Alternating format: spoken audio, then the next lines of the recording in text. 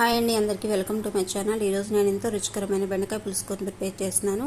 Stove వెలిగించుకొని pan పెట్టుకొని ప్యాన్లో తగినంత ఆయిల్ని వేసుకోవాలి. ఆయిల్ని వేడిన తర్వాత పోపు దినుసులను వేసుకోవాలి. ఆవాలు జీలకర్రని వేసుకొని వేయించుకోవాలి. సన్నగా తరిగి పెట్టుకున్న ఉల్లిపాయ ముక్కల్ని పచ్చిమిరపకాయ ముక్కల్ని వేసుకొని వేయించుకోవాలి. ఇందులోనే కొంచెం పసుపును కూడా వేసుకొని వేయించుకోవాలండి. మగ్గిన తర్వాత ఇందులోని బెండకాయ ముక్కల్ని మీడియం సైజు ముక్కల్ని వేసుకోవాలి. వేసుకున్న తర్వాత కొంచెంసేపు వేయించుకొని మగ్గించుకోవాలి. మూత పెట్టుకొని మగ్గించుకోవాలి.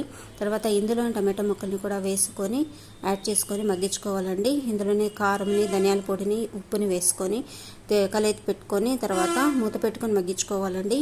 మూత పెట్టుకొని మగ్గించుకున్న తర్వాత ఇందులోనే తగినన్ని వాటర్ని యాడ్ చేసుకోవాలి. వాటర్ని యాడ్ చేసుకున్న తర్వాత 2-3 నిమిషాలు ఉడకబెట్టుకోవాలండి. ఉడికిన తర్వాత ఇందులోనే తరిగి పెట్టుకున్న కొత్తిమీరని, తర్వాత కరివేపాకుని యాడ్ చేసుకోవాలి. చింతపండు పులుసుని కూడా యాడ్ చేసుకొని మగ్గించుకోవాలి. ఒక 5 నిమిషాలు మగ్గిన తర్వాత ఇప్పుడు ఎంతో రుచికరమైన బెండకాయ పులుసు రెడీ అయిపోయింది.